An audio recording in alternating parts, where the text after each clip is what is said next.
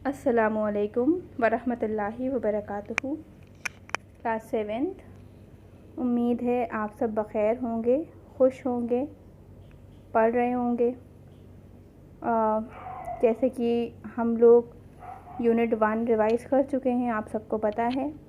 तो आज हम यूनिट 2 स्टार्ट करेंगे। तो ये जो आप देख रहे हैं पार्ट 4, हिम्मत करने वालों की हार नहीं होती, ये एक कविता है। आज हम इसे पढ़ेंगे। ये कविता डॉक्टर हरिवंश राय बच्चन द्वारा रचित है और हम देखेंगे कि उन्होंने इस कविता में क्या कहा है। जैसे कि हम देख रहे हैं, पाठ के नाम से ही पता चल रहा है कि हिम्मत करने वालों की हार नहीं होती। मतलब हिम्मत यानी साहस, परिश्रम। जो लोग साहस करते हैं, परिश्रम करते हैं, वो कभी हारते नहीं हैं। तो चलिए हम शुरू करते हैं। जैसे कि पहली लाइन में, हिम्मत करने वालों की हार नहीं होती, लहरों से डरकर नैया पार नहीं होती। कवि कह रहे हैं कि जो लोग हिम्मत करते हैं, जो परिश्रम करते हैं, जो मेहनत करते हैं, वो कभी भी हारते नहीं हैं। ठीक उसी तरह जिस प्रकार एक नाविक यानी नाव चलाने वाला, जिस प्रकार एक नाविक लहरों के बीच में समुद्र में अपनी नाव को चलाता है बिना डरे। किससे? लहरों से बिना। अगर वो तेज़ उठती हुई लहरों से डर जाए तो वो अपनी नाव को कभी भी पार नहीं लगा पाएगा, कभी भी किनारे नहीं ला पाएगा। तो जिस प्रकार एक नाविक अपनी नाव को लहरों से बचाकर, संभाल कर किनारे ले आता है, तेज़ उठती हुई लहरों के बीच से निकाल लेता है अपनी नाव को, ठीक उसी प्रकार जो लोग परिश्रम करते हैं, हिम्मत करते हैं, वो भी अपने लक्ष्य को प्राप्त करते हैं, कभी भी हारते नहीं हैं। आगे देखिए क्या कह रहे हैं। नन्ही चींटी जब दाना लेकर चलती है, चढ़ती दीवारों पर 100 बार फिसलती है। मन का विश्वास रगों में साहस भरता है, चढ़कर गिरना, गिरकर चढ़ना ना अखरता है। आखिर उसकी मेहनत बेकार नहीं होती, हिम्मत करने वालों की हार नहीं होती। तो यहाँ पर कवि कह रहे हैं कि चींटी को हम सब ने देखा है, हम सबके घरों में चींटियाँ होती हैं और आपने भी गौर किया होगा कि वो हमेशा एक पंक्ति में चलती हैं और हमेशा मेहनत चलती रहती हैं, हर वक्त मेहनत करती रहती हैं, हर वक्त परिश्रम करती रहती हैं। और जो है आपने देखा होगा, अगर उनको कहीं भी थोड़ा सा भी खाना मिल जाए, उनको पता चल जाए कि यहाँ कुछ खाने का है, तो वो सब जल्दी से आके इकट्ठा हो जाती हैं और फिर उस खाने को, उस अनाज को एक एक करके लेके जाती हैं। तो वही कह रहे हैं कि जिस प्रकार से चींटी सदैव चलती रहती है, परिश्रम करती रहती है। आपने देखा हो, कभी वो दीवार पे चढ़ रही होगी तो फिसल जाएगी, फिर दोबारा चढ़ेगी, फिर फिसल जाएगी, फिर तीसरी बार चढ़ेगी, फिर फिसल जाएगी। लेकिन एक समय ऐसा आता है जब वो अपने जहाँ पे भी उसे जाना होता है वो वहाँ पहुँच जाती है। तो इससे हमें क्या पता चल रहा है कि मन का विश्वास रगों में साहस भरता है, यानी कि उसके मन में विश्वास है, यानी वो हिम्मती है, उसको यकीन है कि वो अपने लक्ष्य को प्राप्त कर लेगी। तो जैसे जैसे वो आगे बढ़ने का परिश्रम करती है, वैसे वैसे उसके अंदर साहस आता जाता है अपने लक्ष्य को प्राप्त करने का। चढ़कर गिरना, गिरकर चढ़ना ना अखरता है। उसको बार बार चढ़ना और गिरना बुरा नहीं लगता है, वो आगे बढ़ती रहती है। आखिर उसकी मेहनत बेकार नहीं होती, हिम्मत करने वालों की हार नहीं होती। आखिर में, अंत में उसकी मेहनत बेकार नहीं जाती है और वो अपने लक्ष्य को प्राप्त कर लेती है। ठीक इसी प्रकार से हमें भी, जब हमें अपने लक्ष्य को, हमारा जो लक्ष्य है, हमें उसे प्राप्त करने के लिए लगातार बिना रुके परिश्रम करते रहना चाहिए। और हम जितना ज़्यादा परिश्रम करते हैं, उतना ज़्यादा साहस हमारे मन में बढ़ता जाता है, हिम्मत बढ़ती जाती है अपने लक्ष्य को प्राप्त करने की। आगे की पंक्ति में देखिए कवि क्या कह रहे हैं। डुबकियाँ सिंधु में गोताखोर लगाता है, लौट कर खाली हाथ कभी डुबकियाँ सिंधु में गोताखोर लगाता है, जा जाकर खाली हाथ लौट आता है। मिलते ना सहज ही मोती पानी में, बढ़ता दूना उत्साह इसी हैरानी में। मुट्ठी उसकी खाली हर बार नहीं होती, हिम्मत करने वालों की हार नहीं होती। कवि कह रहे हैं कि गोताखोर जो लोग पानी के अंदर जाते हैं, उसके पानी के अंदर के जीवन का पता लगाते हैं, देखते हैं उसके अंदर क्या है, या उसके अंदर से जो चीज़ें हैं उनको बाहर लाने का प्रयास करते हैं, उन्हें गोताखोर कहते हैं। तो यहाँ पे कवि कह रहे हैं कि गोताखोर बार बार सिंधु में यानी सागर में डुबकियाँ लगाता है। अगर वो मोती प्राप्त करने जा रहा है तो बार बार जाता है, लेकिन ऐसा नहीं होता है उसकी आसानी से मोती प्राप्त हो जाए। उसे आसानी से मोती प्राप्त नहीं होता है, लेकिन फिर भी जब जब उसको असफलता मिलती है तब तब उसका उत्साह दुगना बढ़ जाता है। मतलब असफलता जो होती है वो उसके उत्साह को दुगना कर देती है। वो असफल होने पर और भी अधिक परिश्रम करता है अपने लक्ष्य को प्राप्त करने के लिए। और फिर एक समय ऐसा आता है कि वो उसकी मुट्ठी खाली नहीं होती है। वो जब पानी के अंदर जाता है तो अपने लक्ष्य को, अगर वो मोती ढूंढने गया है तो उसे मोती मिल जाता है, या उसके अलावा वो और जो कुछ भी प्राप्त करने गया है उसे वो प्राप्त हो जाता है। अर्थात जो हिम्मत करते हैं वो कभी हारते नहीं हैं और परिश्रम करने से उत्साह बढ़ता है। फिर आखिरी की पंक्तियाँ देखिए। असफलता एक चुनौती है, स्वीकार करो, क्या कमी रह गई देखो और सुधार करो। जब तक ना सफल हो नींद चैन सब त्यागो तुम, संघर्ष करो मैदान छोड़ मत भागो तुम। कुछ किए बिना ही जय जयकार नहीं होती, हिम्मत करने वालों की हार नहीं होती। अब यहाँ पे कवि क्या कह रहे हैं, असफलता एक चुनौती है। मतलब असफलता एक ऐसी चीज़ है जो आपको ललकार रही है, कह रही है आपसे कह रही है कि अगर तुम असफल हुए हो तो फिर से इस कार्य को दोबारा करो अपनी सफलता प्राप्त करने के लिए। आपको चुनौती दे रही है, आपको ललकार रही है अब तो कि आप अपने लक्ष्य को प्राप्त करें। और ये सोचो, अगर हम किसी लक्ष्य को प्राप्त करने के लिए जो परिश्रम कर रहे हैं और अंत में हमें उसका फल अच्छा नहीं मिलता है, परिणाम अच्छा नहीं मिलता है, तो हमें ये सोचना चाहिए कि हमारे काम में क्या कमी रह गई, हमने ऐसा कौन सी गलती करी, कहाँ पर हमसे क्या गलती हुई जो हम अपने काम में सफल नहीं हुए। और जब हमको वो गलती पता चल जाए तो हमको उस गलती में सुधार करना चाहिए, यानी उस कमी को दूर करना चाहिए जिसके कारण हम असफल हुए हैं। जब तक सफल ना हो नींद चैन सब त्यागो तुम। फिर कवि कह रहे हैं कि जब तक तुम्हें तुम्हारा लक्ष्य प्राप्त ना हो जाए, जब तक तुम सफल ना हो जाओ, तब तक अपने नींद चैन को त्याग दो। अर्थात परिश्रम करते रहो, परिश्रम में लगे रहो। संघर्ष करो मैदान मत छोड़ मत भागो तुम। संघर्ष करो यानी मेहनत करो, लड़ते रहो सफलता को प्राप्त करने के लिए। अपने लक्ष्य से पीछे ना हटो। अगर तुम अपने लक्ष्य को प्राप्त नहीं कर पाए हो, तुम्हें सफलता नहीं मिली है, तो तुम उस काम को छोड़ो नहीं, बल्कि उस काम में और ज़्यादा मेहनत से, लगन से अपने उस काम में लग जाओ और अपने लक्ष्य को प्राप्त करने के लिए दिन रात एक कर दो।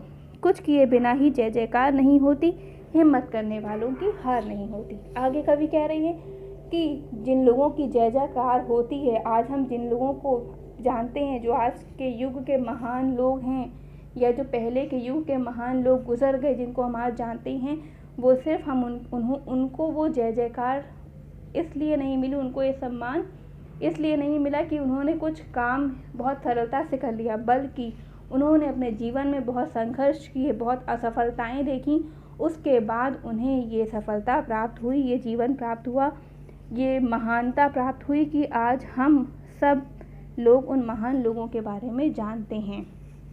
तो यहाँ पर कवि यही कहना चाह रहे हैं कि अगर तुम चाहते हो कि तुम्हें लोग पहचाने, तुम्हें लोग जाने, विश्व में तुम्हारा नाम हो, तो तुम्हें दिन रात अथक प्रयत्न करके अपने लक्ष्य को प्राप्त करना होगा।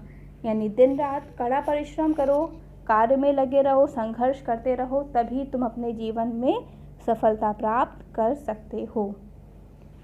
तो यहाँ पर हमें इस कविता के माध्यम से ये पता चल रहा है कि हम जो भी काम कर रहे हैं, जैसे कि अब आप लोग पढ़ते हैं, आपके एग्ज़ाम्स आते हैं, आपके टेस्ट होते हैं, तो टेस्ट में आपके कभी नंबर अच्छे आ जाते हैं और कभी नंबर अच्छे नहीं आते हैं। तो जब अच्छे नहीं आते हैं तो हमें ये चेक करना होता है कि हमने क्या गलती की थी।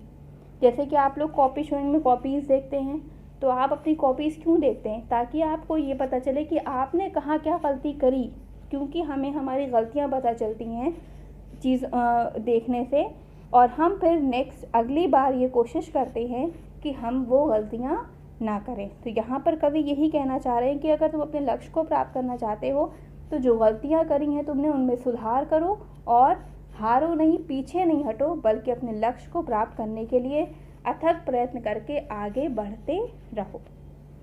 तो चलिए अब हम इसके मौखिक प्रश्न देख लेते हैं। पहला प्रश्न है, किस प्रकार के लोगों की हार नहीं होती? तो अभी हम पढ़ रहे हैं इतनी देर से कि जो लोग परिश्रम करते हैं, जो कठिन परिश्रम और प्रयत्न करते हैं, उनकी कभी हार नहीं होती। या फिर हम ये लिख सकते हैं कि हिम्मत करने वालों की कभी हार नहीं होती। फिर अगला प्रश्न है, सफल होने के लिए क्या करना चाहिए? सफल होने के लिए संघर्ष एवं कठिन परिश्रम करना चाहिए। मैदान छोड़कर भागने वाले को क्या कहते हैं? मैदान छोड़कर भागने वाले को, जो मैदान छोड़कर भाग जाते हैं, उनको इंसान क्या कहता है कि डरपोक और कायर कहता है। तो मैदान छोड़कर भागने वालों को डरपोक कहते हैं। नैया पार लगाने के लिए क्या करना चाहिए? नैया पार लगाने के लिए लहरों से संघर्ष करते हुए उनसे बिना डरे आगे बढ़ते रहना चाहिए। नैया पार लगाने के लिए लहरों से संघर्ष करते हुए बिना डरे आगे बढ़ते रहना चाहिए। तो आपने इस कविता का मौखिक प्रश्न देखे और इस कविता के बारे में हमने पढ़ा हमने इस कविता से ये सीखा कि हमें भी अपने जीवन में बिल्कुल ऐसा ही करना चाहिए जैसा कि इस कविता में कहा गया है। मतलब अगर हमारे जीवन का जो भी लक्ष्य है, आप जो भी कुछ करना चाहते हैं अपने जीवन में, चाहे वो छोटी सी चीज़ हो, चाहे वो कोई बहुत बड़ी चीज़ हो, आप उसको अगर आपने सोच लिया है उसको करने के बारे में, तो उससे आप पीछे नहीं हटेंगे, बल्कि उसको करने के लिए कोशिश करते रहेंगे, रास्ते ढूंढते रहेंगे कि मैं किस तरह से इस काम को कर सकता हूँ या किस तरह से मैं इस लक्ष्य तक पहुँच सकता हूँ या पहुँच सकती हूँ। तो हमें ये जो कविता है ये यही शिक्षा दे रही है कि कभी भी अपने लक्ष्य से पीछे ना हटकर उसको प्राप्त करने के लिए संघर्ष करते रहना चाहिए। तो आप इसके मौखिक प्रश्न मैंने आपको अभी बताए हैं, आप इसके मौखिक प्रश्न मैंने आपको बता दिए, आप लिख लीजिएगा। और इसके बाद हम इसके नेक्स्ट जो क्लास होगा उसमें मैं आपको इसके कठिन शब्द करवाऊंगी और प्रश्न उत्तर और भावार्थ करवाऊंगी। तो कठिन शब्द, प्रश्न उत्तर और भावार्थ हम नेक्स्ट क्लास में करेंगे। मौखिक प्रश्न आप कर लीजिएगा और कविता को एक बार अच्छे से आप खुद भी रिवाइज़ करिएगा ताकि आपको अच्छे से समझ में आ जाए कि कविता में क्या कहा गया है। तो चलिए हम एक बार इसके कठिन शब्द भी पढ़ लेते हैं कि कठिन शब्द में क्या क्या है। देखिए, पहला है रग। रग यानी नस। हमारे जो शरीर है इसमें जो नसें होती हैं, आप सबने देखा ही होगा, उसे रग भी कहते हैं। तो रग अर्थात नस। साहस यानी हिम्मत। अखरना यानी कि कठिन लगना या मुश्किल लगना। कोई चीज़ अगर हमें कठिन लग रही है या मुश्किल लग रही है तो हम उसे क्या कहते हैं? अखरना। फिर है सिंधु अर्थात सागर। गोताखोर समुद्र में गोता लगाने वाला। सहज यानी आसान। दूना यानी दुगना। और चुनौती मतलब ललकार। फिर है पाठबोध। सोचिए और लिखिए, ये प्रश्न उत्तर हैं। वैसे मैं आपको ये लिखवाऊंगी, लेकिन चलिए एक बार इसको भी देख लेते हैं। किसी भी प्राणी में उत्साह कब बढ़ता है? कब बढ़ता है उत्साह? असफल होने पर। जब हम किसी काम को करने में असफल होते हैं तो उस काम का परिणाम सफलतापूर्वक पाने के लिए हमारा जो उत्साह होता है वो और बढ़ जाता है कि नहीं, अब तो हम इसे ज़रूर करेंगे और हमें इसमें सफल होना ही है। तो किसी भी प्राणी का उत्साह तब बढ़ता है जब वो अपने जीवन में असफल होता है। फिर अगला प्रश्न है, जब व्यक्ति असफल हो तो उसे क्या करना चाहिए? जब व्यक्ति असफल हो तो उसे सफलता प्राप्त करने के लिए बिना डरे संघर्ष करना चाहिए। ठीक है, जब व्यक्ति असफल हो तो उसे सफलता प्राप्त करने के लिए बिना डरे संघर्ष करना चाहिए।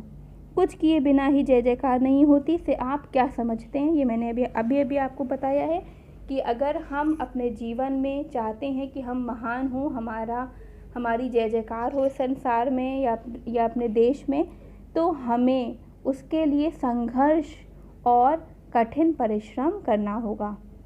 तो इस पंक्ति का आशय तो मैं आपको भावार्थ में लिखवाऊंगी। फिर आगे देखते हैं अगला प्रश्न। मिलते ना सहेजी मोती पानी में पंक्ति के द्वारा कवि क्या कहना चाहते हैं? इस पंक्ति के द्वारा कवि यह कहना चाहते हैं कि जिस प्रकार से मोती, अगर कोई गोताखोर पानी के अंदर मोती प्राप्त करने गया है तो उसे सरलता, सहज यानी सरलता यानी आसानी, उसे वो मोती आसानी से नहीं मिलेगा। तो ठीक उसी प्रकार अगर कोई मनुष्य अपने जीवन में किसी लक्ष्य को प्राप्त करना चाहता है या कोई बड़ा कार्य करना चाहता है तो उसे वो कार्य यानी अर्थात वो सफलता सरलता से प्राप्त नहीं होगी। उसे उस सफलता को, उस लक्ष्य को प्राप्त करने के लिए कठिन परिश्रम, दिन रात बिना सोए संघर्ष करना पड़ेगा, तभी उसे वो सफलता प्राप्त होगी या तभी वो अपने लक्ष्य को प्राप्त कर पाएगा। चैन और नींद को कब त्यागना पड़ता है? ये आखिरी प्रश्न है कि चैन और नींद को कब त्यागना पड़ता है? अपने लक्ष्य को प्राप्त करने के लिए चैन और नींद को त्यागना पड़ता है। ठीक, तकरीबन लगभग सभी जो प्रश्न हैं उनके उत्तर और एक ही जैसे हैं। मैं आपको इसके प्रश्न उत्तर करवाऊंगी जब नेक्स्ट क्लास में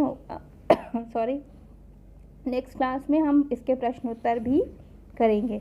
मैंने अभी आपको समझा दिया है ताकि आप एक बार आपको पहले से ही समझ में आ रहा हो, जब मैं आपको दूं तो आपको आसानी हो करने में, समझने में। अच्छा, देखिए कुछ शब्द जो दिए हैं इसमें से ही हम वाक्य प्रयोग भी करते हैं। ये भी मैं आपको दूंगी, मैं करके नहीं दूंगी, करने आपको होंगे। मैं अभी आपको कुछ उदाहरण दे देती हूँ। जैसे कि पहला शब्द रग है, इसी को ले लेते हैं। रग यानी नस। तो हमारे मानव शरीर रगों के द्वारा निर्मित हुआ है। मानव शरीर रगों द्वारा निर्मित हुआ है या मानव शरीर में रगों का अति महत्वपूर्ण स्थान है। फिर है सिंधु यानी सागर। सिंधु में अनेक प्रकार के जीव जलीय जंतु पाए जाते हैं। सिंधु में अनेक प्रकार के जलीय जंतु पाए जाते हैं। फिर है गोताखोर। गोताखोर समुद्र के अंदर से मोती प्राप्त करने का प्रयास करता है। ये तो मैंने आपको कुछ उदाहरण दिए थे, आप खुद सोचिएगा। और मेरे वाक्य शायद इतने अच्छे ना हो, पर आप खुद बहुत ही अच्छे वाक्यों को बनाइएगा। ठीक है, इसके देखिए फिर ये है अपठित गद्यांश। इसे देख लेते हैं एक बार। देखिए पहला वाला है, निम्नलिखित पंक्तियों में छिपे भाव को स्पष्ट कीजिए। ये तो आप कॉपी में करेंगे इसको। इसके बाद देखिए पेज नंबर 26 पर नंबर 3 एक्सरसाइज। दिए गए अपठित पद्यांश को पढ़िए और संबंधित प्रश्नों के उत्तर लिखिए। तो देख लेते हैं इसे हम। नन्ही चींटी जब दाना लेकर चलती है, चढ़ती दीवार पर 100 बार फिसलती है, मन का विश्वास रगों में साहस भरता है, चढ़कर गिरना गिरकर चढ़ना न अखरता है, आखिर उसकी मेहनत बेकार नहीं होती, हिम्मत करने वालों की हार नहीं होती। तो इसमें देखिए पहला प्रश्न क्या है, बार बार कौन फिसलता है? तो बहुत ही आसान है कि बार बार चींटी फिसलती है। फिर अगला प्रश्न, मनुष्य में साहस कैसे आता है? मनुष्य में साहस असफल होने पर आता है। जब मनुष्य असफल होता है तो क्या होता है, उसके अंदर साहस पैदा होता है अपनी सफलता को, अपने लक्ष्य को प्राप्त करने का। तो मनुष्य में साहस असफल होने पर आता है। कैसे व्यक्तियों की मेहनत बेकार नहीं होती? संघर्ष अर्थात परिश्रम करने वालों की मेहनत बेकार नहीं होती। संघर्ष अर्थात परिश्रम करने वालों की मेहनत बेकार नहीं होती है। चढ़कर गिरना गिरकर चढ़ना, इस पंक्ति में क्या भाव छिपा है? चढ़कर गिरना गिरकर चढ़ना अर्थात जब हम अपने लक्ष्य को प्राप्त करने के लिए आगे बढ़ रहे हैं तो हम चाहे कितनी भी बार असफल हों, हमें अपने लक्ष्य को त्यागना नहीं चाहिए। हमें ये नहीं सोचना चाहिए कि अरे हमें तो सफलता मिल ही नहीं रही है, छोड़ो इसको, हटाओ, हम ये नहीं करेंगे। बल्कि हमें वहाँ डटे रहना चाहिए कि नहीं, अब तो मैं अपने लक्ष्य को ज़रूर प्राप्त करूँगा, मुझे तो चाहिए ही चाहिए है। तो यहाँ पर चढ़कर गिरना और गिरकर चढ़ने से अर्थ यही है कि हमें अपने लक्ष्य को प्राप्त करने के लिए असफलता प्राप्त होने पर भी पीछे न हटकर उसी लक्ष्य को प्राप्त करने के लिए डटे रहना चाहिए, ताकि हम अपने कार्य में सफल हो सकें। इसका अर्थ भी जब मैं भावार्थ लिखवाऊंगी तो उसमें आ जाएगा। लेकिन अगर इसका उत्तर में एक पंक्ति में यही लिखेंगे कि अपने लक्ष्य को प्राप्त करने के लिए असफल होने पर भी अपने कार्य को कठिन परिश्रम करके सफलता प्राप्त करने के लिए लगातार करते रहना चाहिए। तो इसके बाद देखिए, ये तो मौखिक प्रश्न ये तो पद्यांश है जो हम हमेशा ही करते हैं। इसके उत्तर भी आप देख लीजिएगा। और उसके बाद इसके 2 प्रश्न, 1 मिनट, इसके बाद दूसरे पेज पर पृष्ठ संख्या 1 मिनट में देख रही हूँ, पृष्ठ संख्या है 27। पृष्ठ संख्या 27 पर आपको वो लिखने हैं, 2 पर्यायवाची लिखने हैं। ये नहीं है, शब्द बोध में भाषा बोध में जो नीचे दिया हुआ है उपसर्ग लगाकर लिखना है शब्द, ये हम करेंगे। 1 मिनट आपके उस पे स्क्रीन पे पेज आ जाए तो फिर मैं आपको बताती हूँ। ये जो प्रश्न मैंने अपठित गद्यांश वाले प्रश्न करवाए हैं, अगर आपके पास बुक अवेलेबल हो अभी तो आप बुक में ही, हम लोग हमेशा करते हैं अपठित गद्यांश के उत्तर, तो आप वहीं कर लीजिएगा। और अगर आपके पास बुक नहीं है तो आप अपनी कॉपी में जहाँ पर भी प्रश्न उत्तर कर रहे हैं आप वहाँ इसे लिख लीजिएगा, ताकि आपको बाद में परेशानी ना हो किसी भी तरह की। और जो भी मैं प्रश्न उत्तर करवाती चल रही हूँ उनको करते चलिएगा। अभी तो आप फ़िलहाल इसको पढ़िएगा। नेक्स्ट क्लास में मैं आपको इसके भावार्थ, शब्द अर्थ, कठिन शब्द, प्रश्न उत्तर और वाक्य प्रयोग सब करवाऊंगी। वाक्य प्रयोग के शब्द सिर्फ दूंगी, वो आपको खुद करने होंगे। बाकी सब मैं आपको दूंगी समझा करके, बता करके, PDF में करके, तो आप देखकर वहाँ से कर लीजिएगा। इसके बाद अगले पेज पर पृष्ठ संख्या 28 है शायद, इस पर है उपसर्ग। उपसर्ग आप जानते हैं, मैंने आपको पढ़ाया हुआ है। देखिए, उपसर्ग वे शब्दांश होते हैं, यानी शब्दों का वो अंश होते हैं। अंश यानी हिस्सा। शब्दों का वो अंश होते हैं जो किसी भी शब्द के प्रारंभ में जुड़कर उसके अर्थ को बदल दें। जैसे कि मान लीजिए सफल शब्द है, सफल अभी आपके इस पे दिया भी है, शब्द है सफल, तो सफल का अर्थ क्या होता है? कामयाब होना, पास होना, ठीक है। और अगर हम उसमें अ उपसर्ग जोड़ दें, छोटा आ उपसर्ग जोड़ दें, तो वो शब्द हो जाता है असफल। और असफल यानी कि सफल का अर्थ क्या था? कामयाब होना। और जब उसमें आ उपसर्ग जुड़ गया तो उसका अर्थ पूरी तरह से बदल गया और वो हो गया कि विफल हो जाना, फेल हो जाना, ठीक है। तो उपसर्ग वे शब्दांश होते हैं जो किसी भी शब्द के प्रारंभ में जुड़कर उसके अर्थ को पूरी तरह बदल देते हैं। तो देखिए, पहला शब्द है हार। हार का अर्थ हम किसी भी तरह से, हार मतलब क्या? हार जाना, ठीक है। तो अगर हार शब्द में हम हार से पहले छोटा ऊ पा उप लगा दें, छोटा ऊ पा उप, तो ये हो जाएगा उपहार। हार का मतलब क्या? हार जाना है, ठीक है। हार का अर्थ क्या है? हार जाना। और जब हमने इसमें उपसर्ग लगा दिया तो ये शब्द बन गया उपहार। अब उपहार का मतलब आप समझते हैं क्या होता है? उपहार का अर्थ होता है तोहफा। जो हम किसी को गिफ्ट देते हैं, जो तोहफा देते हैं, उसे हिंदी में उपहार कहते हैं। तो अभी तक तो ये सिर्फ हार था, लेकिन जब इसमें उप शब्द जुड़ा तो ये क्या हो गया? उपहार हो गया। हार का मतलब हार जाना और उपहार का मतलब तोहफा, यानी कि इसका अर्थ पूरी तरह बदल गया। अब नीचे देखिए, उसके नीचे सफल। सफल का अर्थ अभी मैंने आपको बताया था, यानी पास होना, कामयाब होना। लेकिन जब हम इसमें छोटा आ जो लगा देंगे, स से पहले छोटा आ लगा देंगे, तो वो हो जाएगा असफल, यानी कि फेल हो जाना, विफल होना। फिर है गा विश्वास। विश्वास का अर्थ क्या होता है? यकीन, भरोसा, ठीक है। विश्वास में अगर हम वी से पहले, व में छोटी की मात्रा वी से पहले छोटा आ लगाते हैं तो वो हो जाता है अविश्वास।